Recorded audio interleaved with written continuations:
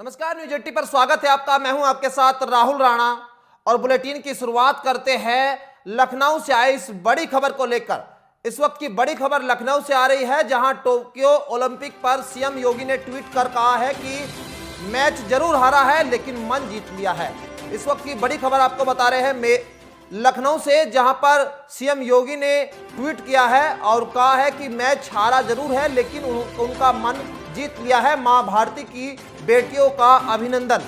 इस वक्त की बड़ी खबर, टोक्यो ओलंपिक में इतिहास रचने वाली भारतीय महिला हॉकी टीम कांस्य पदक पर कब्जा जमाने से चूक गई। ब्रिटेन ने भारत को रोमांचक मुकाबले में 4-3 से शिकस्त दी है। सीएम योगी ने ट्वीट करते हुए कहा कि टीम इंडिया बेशक पदक जीतने से चूक गई लेकिन इस टीम ने करोड़ों देशवासियों का दिल जीत लिया।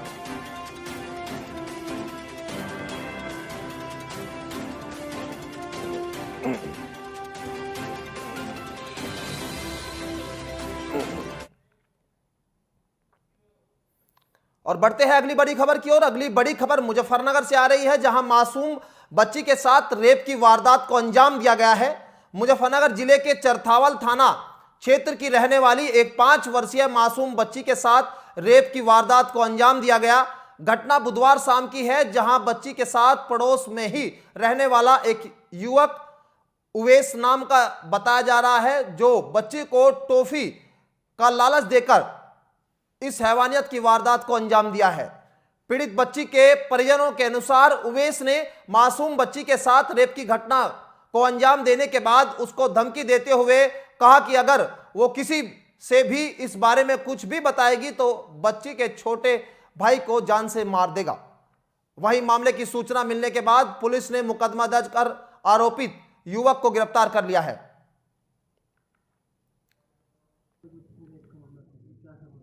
ये कल थाना चरथावल क्षेत्र में कल शाम में सूचना मिली थी कि एक बच्ची जिसकी उम्र करीब 5-6 वर्ष है, उसके साथ कुछ कुकर्म वगैरह हुआ है।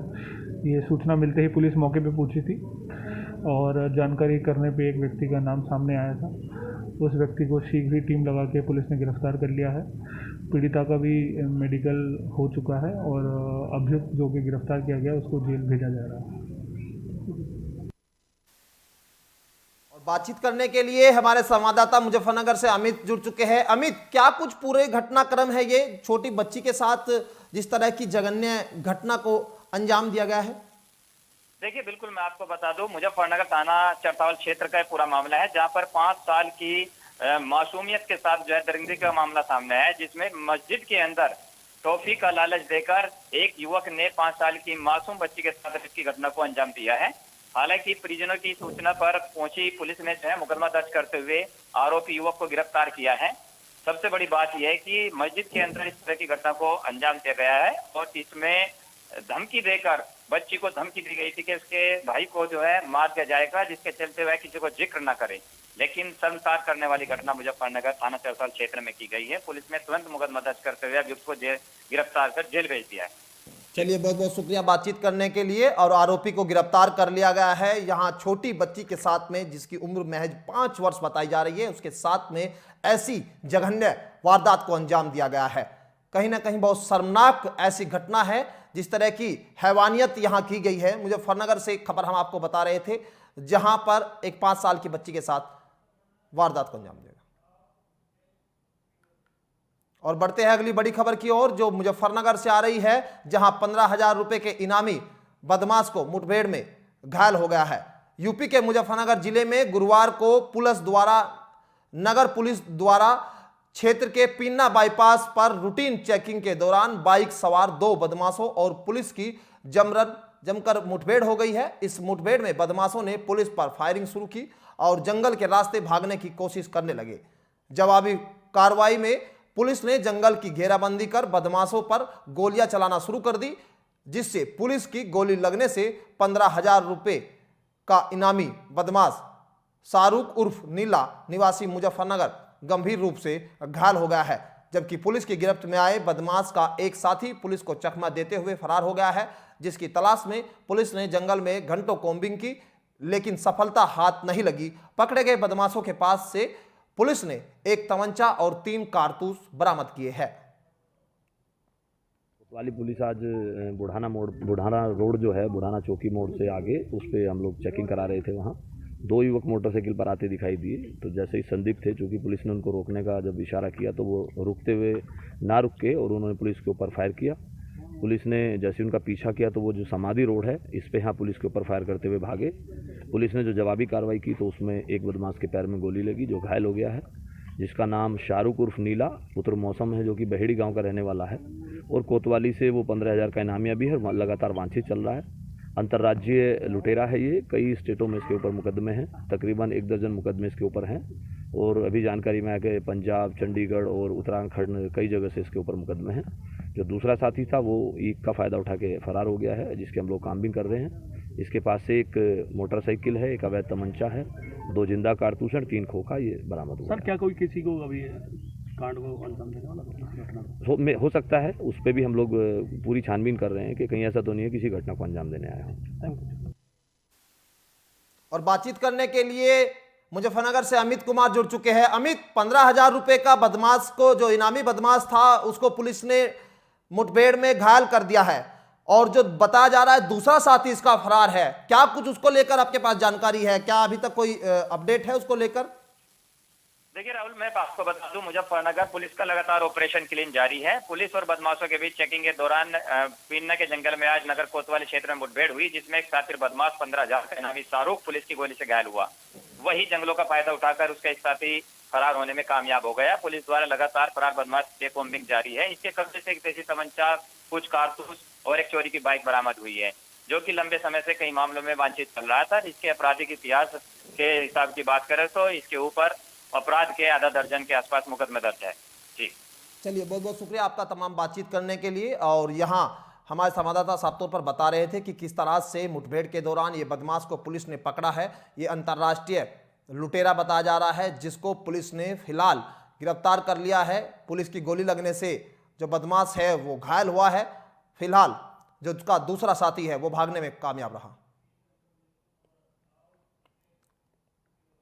और बढ़ते हैं अगली बड़ी खबर की ओर। अगली बड़ी खबर हमीरपुर से आ रही है, जहां यमुना नदी ने पार कर लिया है खतरे का निशान। जी हां, प्रशासन ने इसको लेकर अलर्ट भी जारी कर दिया है। यूपी के हमीरपुर जिले में अब बाढ़ का खतरा दिखाई देने लगा है, जहां आसपास के गांव में बाढ़ का पानी घरों में घुस गया। बाढ़ की इस समस्या से गांव के लोगों का जीवन प्रभावित होने लगा।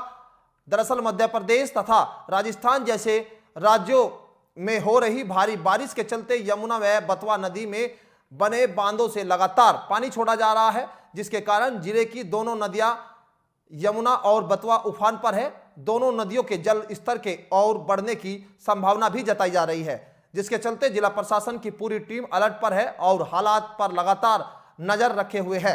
जिले के आला अधिकारियों को जरूरी एहतियात बरतने के लिए आवश्यक दिशा निर्देश भी दे दिए गए हैं। बाढ़ की स्थिति अभी सामान्य है। चंबल नदी में पानी ज़्यादा बढ़ने के कारण यमुना खतरे के निशान के पास है, और लेकिन बेतवा अभी खतरे के निशान से नीचे है। बाढ़ चौकियों को अलर्ट कर दिया गया है। बाढ़ चौकी पे जो भी कर्मचारी अधिकारी तैनात हैं, पुलिसकर्मी तैनात हैं, सबको जो है सचेत कर दिया गया है, जागरूक कर दिया गया है कि सब लोग सतर्क रहें, और आसपास के जो भी इसकी परिधि में आने वाले गाँववासी हैं उनके साथ निरंतर संपर्क बनाए रखें, और किसी भी प्रकार की ऐसी स्थिति आती है कि पानी बढ़ता है तो तब उन्हें सुरक्षित स्थानों पर जाने के लिए प्रेरित किया जाए। राहत पैकेज कुछ बनाया गया सर इसके लिए? हाँ बिल्कुल, जो है जैसे ही बाढ़ बढ़ती है तो लोगों को रहने के लिए जो है उनको सुरक्षित स्थान पर ले जाया जाएगा। उनके खाने पीने की पूरी व्यवस्था की गई है, और जो पैकेट है, राहत पैकेट जो बना हुआ है खाद्यान्न का, उसका भी टेंडर हो चुका है, और दवाइयों से लेकर के सारी चीज़ों की व्यवस्था हो चुकी है, और किसी प्रकार की कोई समस्या। और बातचीत करने के लिए सीधे चलते हैं अपने संवाददाता संदीप कुमार के पास। संदीप कुमार हमीरपुर से हमारे साथ जुड़े हुए हैं। संदीप, क्या कुछ इसको लेकर आपके पास अपडेट है? अभी क्या स्थिति है वहां, जो बाढ़ को लेकर, जो खतरे के निशान को पार कर बताया जा रहा है, जो नदियां अभी उफान पर है? जी, जैसा कि मैं आपको बता दूं कि जिले से निकलने वाली यमुना व बेतवा नदी दोनों इस समय उफान पर हैं और जिसमें से यमुना अपने खतरे के निशान से 1 मीटर ऊपर बह रही है। साथ ही बात बेतवा की जाए तो बेतवा भी अपने खतरे के बिंदु के पास ही पहुंच गई है और जिससे जिले के ज्यादातर हिस्सों में जो निचले हिस्से हैं उनमें बाढ़ के हालात उत्पन्न हो गए हैं, जिससे निचले हिस्सों पर बसे लोगों को असुविधा उत्पन्न हो रही है और वो लोग अपने सामान और अन्य आवश्यक वस्तुओं को लेकर कहीं न कहीं सड़क पर आ गए हैं। हालांकि जिला प्रशासन द्वारा लोगों को के रहने के लिए आश्रय स्थल स्थापित किए गए हैं, उनके खाने पीने रहने आदि की समुचित व्यवस्थाएं की गई है, लेकिन कुछ लोग हैं जो अपने अन्य आवश्यक वस्तुओं को लेकर के अभी रोड पर ही आश्रय बनाए हुए हैं ताकि आगे, हालांकि माना जा रहा है, प्रशासन द्वारा भी अनुरोध किया जा रहा है कि वो लोग उक्त प्रशासन द्वारा बनाए गए आश्रय स्थल तक पहुंचे और जो व्यवस्थाएं उत्पन्न हो रही हैं उससे कहीं ना कहीं बचा जा सके। जी अच्छा, चलिए आपने ये भी जानना चाहेंगे कि वहाँ जो अभी कितने ऐसे गांव हैं जो इसको प्रभाव में आ सकते हैं, जिनको बाढ़ का खतरा बना हुआ है? ऐसे कितने गांव हैं जो इसकी जद में आते हैं? जी, अभी वर्तमान जल स्तर के अनुसार यदि देखा जाए तो अभी सैकड़ों गांव बाढ़ की जद में आ चुके हैं और सैकड़ों हजारों लोग इससे प्रभावित भी हैं और बात इसमें लोगों के प्रभावित होने के साथ साथ जो हजारों बीघे फसल है तिल की, बाजरे की, ज्वार की, वो पूरी तरीके से कहीं न कहीं नष्ट हो गई है, तो जिसको लेकर किसान जरूर चिंतित हैं और परेशान हैं। तो बात कहीं न कहीं बाढ़ से बड़ी भारी समस्या उत्पन्न हो रही है, तो लोग इसको लेकर काफी परेशान हैं। जी संदीप, आपसे ये भी जानना चाहेंगे कि जो लोग वहां रह रहे हैं, आखिर वो वहां कैसे वहां रह रहे हैं, क्योंकि पानी बहुत ज्यादा आ चुका है, आने जाने की भी स्थिति खराब हो चुकी है, घरों के अंदर पानी भर चुका है, तो जो लोग हैं क्या उनको वहां से बाहर निकाला गया है?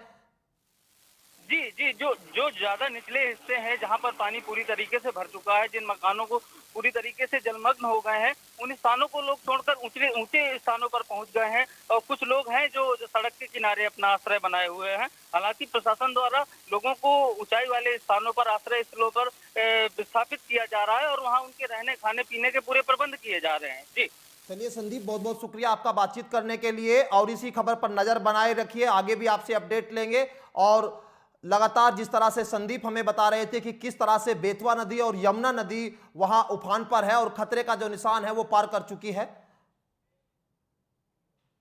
और अगली खबर का रुख करते हैं। अगली बड़ी खबर प्रयागराज से आ रही है, जहां बाढ़ का खतरा बना हुआ है। गंगा यमुना का जल स्तर लगातार बढ़ रहा है और कई इलाकों में बाढ़ के हालात बने हुए हैं। गंगा के आसपास के कई इलाकों में पानी घुस आया है। बड़ी खबर आपको बता रहे हैं प्रयागराज से, जहां गंगा यमुना का जल स्तर लगातार बढ़ रहा है और कई इलाकों में बाढ़ के हालात बन गए हैं। गंगा के आसपास के कई इलाकों में पानी घुस आया है। प्रशासन ने भी लोगों से नदी किनारे खाली करने की अपील की है। और लगातार प्रयागराज से ये बड़ी खबर, जहां पर गंगा यमुना का जल स्तर है वो बढ़ गया है और खतरे के निशान से वो बहुत महज नजदीक आ गया है। पहाड़ों से लगातार बारिश हो रही है, जिसका असर मैदानी इलाकों में साफ तौर पर देखा जा सकता है। संगम नगरी प्रयागराज में भी भारी बारिश का असर हो रहा है, जहां पर गंगा यमुना नदी का जलस्तर लगातार बढ़ रहा है। नदियों का जलस्तर बढ़ने से निचले इलाकों में पानी भरा है। निचले इलाकों में रह रहे लोग अपना सामान लेकर सुरक्षित जगहों की ओर जाने लगे हैं। तेजी से बढ़ते जलस्तर के कारण जिले में बाढ़ जैसे हालात हो गए हैं। हालांकि अभी दोनों नदियां खतरे के निशान से करीब 4 मीटर नीचे है, लेकिन नदियों के किनारे बसे इलाकों में बाढ़ का पानी घुसने लगा है। लिहाजा स्थानीय प्रशासन को हाई अलर्ट पर रखा गया है। प्रशासन लोगों से नदी के किनारों को खाली करने की अपील कर रहा है।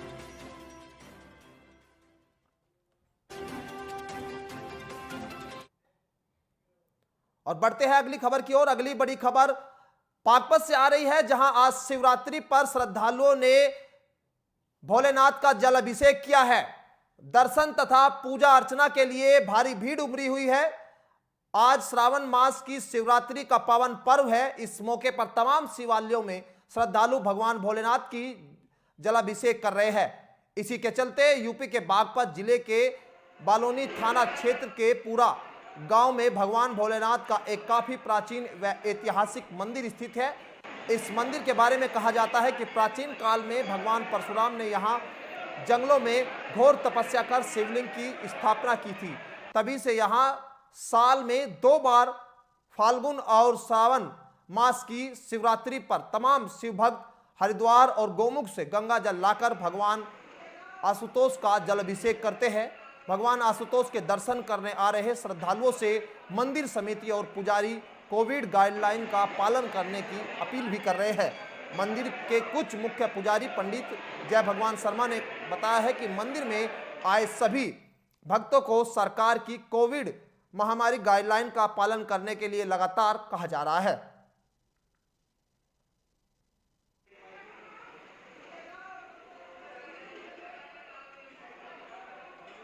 और बागपत से लगातार हम आपको खबर बता रहे हैं, जहां आज श्रावण मास की शुरुआत हो चुकी है, जिसको लेकर मंदिरों में जो भक्त है वो उनकी भीड़ उमड़ रही है और लगातार जो मंदिर प्रशासन है उसको भी वहां पर मंदिर प्रशासन को भी जो है वो अलर्ट पर है और वो साफ तौर पर जो भक्त है वहां पहुंच रहे हैं, उनको ये बता रहे हैं कि गाइडलाइन का पालन किया जाए, किसी भी तरह से सोशल डिस्टेंसिंग की धज्जियां ना उड़ाई जाए और इसको लेकर लगातार वहां सुरक्षा व्यवस्था के इंतजाम किए जा रहे हैं। जय भगवान शर्मा, पूरा महादेव मंदिर मुक्त किया। पंडित सावन का दूसरा सोमवार है, आज कितने श्रद्धालु सम्मान पहुँचने हैं? देखिए, अकाउंटिंग तो नहीं है, लेकिन 2 बजे रात्रि, आज 2 बजे से लाइन लगी हुई है शिव भक्तों की और आप देख ही रहे हैं लाइन में हजारों से ज़्यादा लोग खड़े हुए हैं। तो अभी तक की मैं मानना चल रहा हूँ कि 25-30 हज़ार शिव भक्तों ने जलाभिषेक मेरे विचार से कर लिया हो। और बातचीत करने के लिए बागपत से हमारे संवाददाता हैदर मलिक जुड़ चुके हैं। हैदर, अभी क्या स्थिति है मंदिरों में? देख रहे हैं किस तरह से भीड़ उमड़ रही है श्रद्धालुओं की। क्या अभी कुछ कम भीड़ दिखाई दे रही है या अभी भी जो है सुबह से जो स्थिति थी वो बरकरार बनी हुई है? जी देखिए, बिल्कुल लगातार यहाँ पर श्रद्धालु लगातार पहुंच रहे हैं और भीड़ कम होने का नाम नहीं ले रही है, क्योंकि लगातार जो शिव भक्त हैं हर साल भी, हालांकि कोरोना काल में ऐसा हुआ है कि जो लाखों की तादाद रहती थी वो फिलहाल हजारों की संख्या में है, लेकिन लगातार अगर आंकड़ा लगाया जाए तो फिलहाल भी काफी श्रद्धालु यहाँ पर पहुंच रहे हैं और जो शिव भक्त हैं वो लगातार यहाँ पर पहुंचकर अपना जलाभिषेक कर रहे हैं। सुरक्षा व्यवस्था के भी यहाँ पर पुख्ता इंतजाम किए गए हैं, चप्पे चप्पे पर फोर्स तैनात किया गया है। जी बिल्कुल, साफ तौर पर हमारे संवाददाता बता रहे हैं कि सुरक्षा व्यवस्था को लेकर पूरे इंतजाम किए गए हैं और जैसे ही आज श्रावण मास का आज शिवरात्रि थी तो इस महीने में शिव भक्त लगातार भोलेनाथ को प्रसन्न करने के लिए जलाभिषेक करते हैं, लेकिन आज शिवरात्रि पर जो श्रद्धालु है वो मंदिरों में जा रहे हैं और किस तरह से जलाभिषेक कर रहे हैं तस्वीरों में आप देख सकते हैं कि कहाँ ये जो श्रद्धालु है, क्योंकि हर साल जब हरिद्वार से कांवड़ लेकर वहाँ कांवड़िया पहुँचते हैं तो वो भी सीधे जो है जलाभिषेक के लिए वहाँ पहुँचते हैं, लेकिन इस बार कोविड गाइडलाइन को देखते हुए जो श्रद्धालुओं की भीड़ है वो कम है।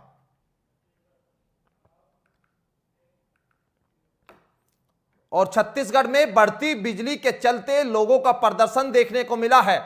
जनता कांग्रेस के बिजली बिल की कॉपी को जलाया है। जनता कांग्रेस ने यहां प्रदर्शन किया है। छत्तीसगढ़ के बिलासपुर में भूपेश सरकार द्वारा बिजली की दरों में 6% यानी 48 पैसे प्रति यूनिट की वृद्धि किए जाने पर जनता कांग्रेस छत्तीसगढ़ की ओर से बिजली बिल कॉपी जलाकर विरोध प्रदर्शन कर रही है। प्रदेश अध्यक्ष अमित जोगी और युवा मोर्चा प्रदेश अध्यक्ष प्रदीप साहू ने कहा है कि छत्तीसगढ़ राज्य नियामक आयोग की ओर से राज्य में बिजली की औसत दरों में 6% वृद्धि से जनता की त्राही हो रही है। उन्होंने कहा कि पिछले महीने तक आमतौर पर 200 यूनिट बिजली प्रति माह का उपयोग करने वाले परिवारों को पिछले महीने तक 700 रुपए का बिल मिलता था, लेकिन नई दर लागू होने के बाद इतनी ही खपत के लिए बिजली की कीमत में 780 रुपए को की गई है, जिससे प्रदेश की जनता पर दोहरी मार पड़ी है। आज जिस तरीके से कल जो भूपेश बघेल जी की सरकार है, इसने जो बिजली की दर है उसको 6% बढ़ाकर हमारी जो गरीब जनता है उनके जेबों में जो डाका डाला है, जो हमें कहीं ना कहीं हमारे जेब में जो करंट लगाया है, आज इसको लेकर आज अजीत जोगी युवा मोर्चा ने जो बिजली बिल की जो छायापति है उसको जलाकर विरोध जाहिर किया है। और मैं आपके माध्यम से बता देना चाहता हूँ ये कांग्रेस की सरकार को, जिस तरीके से जब वो सरकार पे नहीं आई थी तो उन्होंने चीत कर वादा किया था कि हमारी सरकार में आते ही हम लोग बिजली बिल हाफ कर देंगे, लेकिन आज वो वादा कहीं नजर नहीं आ रहा है। और छत्तीसगढ़ से संवाददाता हमारे साथ जुड़ चुके हैं पुरुषोत्तम दुबे। पुरुषोत्तम, किस तरह का विरोध देखने को मिल रहा है जो बिजली बढ़ोतरी हुई है इसको लेकर? छत्तीसगढ़ में सर भूपेश सरकार जी के द्वारा बिजली उपभोक्ताओं को अगस्त में ही शुरुआत में ही झटका लग गया है। बिजली की दरों में 6% लगभग 48 पैसा प्रति यूनिट की वृद्धि कर दी गई है। यह अगस्त से ही प्रभावी हो चुका था, जिसको लेकर आज जनता कांग्रेस द्वारा धरना प्रदर्शन किया जा रहा है। उनका कहना है सर कि जो छत्तीसगढ़ की जनता है ऑलरेडी परेशान है कोरोना काल के कोरोना की वजह से। हेलो, हाँ बिल्कुल पुरुषोत्तम, सुन पा रहे हैं हम। छत्तीसगढ़, हाँ सर, किसान का कर्जा माफ के अलावा बिजली बिल हाफ करने का नारा देकर सरकार बनाई गई थी सर, जिसको लेकर जनता कांग्रेस अभी धरना प्रदर्शन कर रही है। उनका कहना है कि जहां पे कोरोना की भयानक त्रासदी की वजह से आम लोगों की नौकरी चली गई, वेतन में कटौती हुई, आज बिजली बिल बढ़ा दिया जा रहा है। लोग करे तो करे क्या, जो छोटे मोटे काम करने वाले व्यापारी हैं, मजदूर लोगों हैं, उनका काम ठप हो गया है। ऊपर से महंगाई के अलावा बिजली भी बढ़ा दिया जा रहा है। चलिए पुरुषोत्तम, बहुत बहुत शुक्रिया आपका तमाम बातचीत करने के लिए। और छत्तीसगढ़ से लगातार आपको बता रहे थे, सरकार ने जब वायदा किया था कि हाफ दरें होगी बिजली की, लेकिन अब 200 यूनिट से ज्यादा पर 6% की बढ़ोतरी की है, जिसको लेकर जनता कांग्रेस ने यह प्रदर्शन किया है और कहा है कि ये सरकार की जनता पर दोहरी मार है। और चलते हैं मुजफ्फरनगर से आई इस बड़ी खबर देखते हैं। मुजफ्फरनगर में बदमाशों के साथ एक बार फिर मुठभेड़ हुई है। मुजफ्फरनगर में पुलिस की बदमाशों से मुठभेड़, एक बदमाश घायल, दूसरा फरार। 25,000 का इनामी बदमाश गिरफ्तार हुआ है। आरोपी नफीस पर दर्ज है कई मुकदमे। इस वक्त की बड़ी खबर मुजफ्फरनगर से आपको बता रहे हैं, जहां गुरुवार को पुलिस व बाइक सवार बदमाशों के बीच चेकिंग के दौरान मुठभेड़ हो गई, जिसके चलते गोली लगने से एक आरोपी नफीस नाम का घायल हो गया है, जबकि उसका दूसरा साथी भागने में कामयाब रहा। पूरा मामला जनसठ क्षेत्र का बताया जा रहा है। और इसी खबर पर बातचीत करने के लिए हमारे सहयोगी अमित एक बार फिर जुड़ चुके हैं। अमित, आपसे जानना चाहेंगे, 25,000 रुपए का इनामी बदमाश को पुलिस ने मुठभेड़ के दौरान गिरफ्तार किया है, क्या कुछ अपडेट? देखिए, बिल्कुल आपको बता दूं, मुजफ्फरनगर पुलिस लगातार बदमाशों पर कहर बनकर टूट रही है। ये पूरा मामला मुजफ्फरनगर थाना जानसठ क्षेत्र का है, जहां पर पुलिस ने चेकिंग के दौरान 25,000 के इनामी बदमाश नफीस को गोली से घायल किया है। वहीं इसका एक साथी जंगलों में फरार होने में कामयाब हो गया है। इसके पास से एक देसी तमंचा और कुछ कारतूस और इसके पास से चोरी की बाइक बरामद हुई है, जो कि कई मामलों में वांछित चल रहा था और साथ ही इस किस्म का गोकस किसे कह सकते हैं, क्योंकि क्षेत्र में अवैध कारोबार को चलाता था।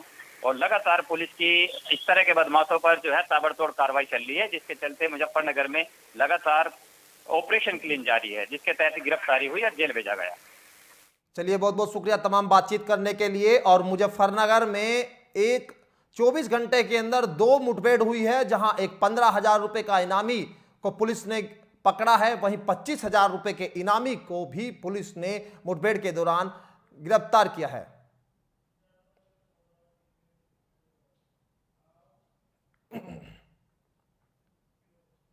और बढ़ते हैं अगली बड़ी खबर की ओर, जहां दिल्ली किसान संसद किसानों का समर्थन करने पहुंचे हैं विपक्षी दल।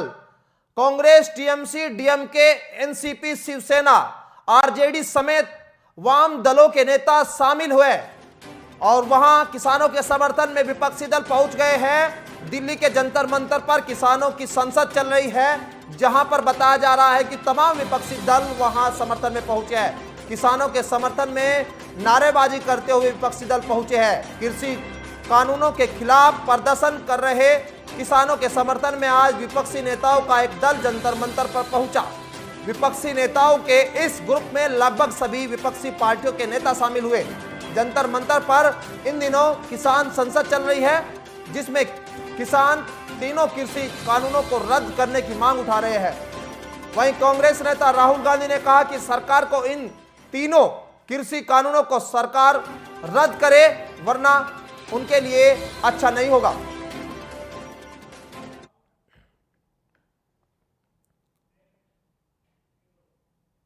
और फिलहाल मेरे साथ इस बुलेटिन में इतना ही। देश प्रदेश की तमाम खबरें देखने के लिए बने रहिए न्यूज 80 के साथ।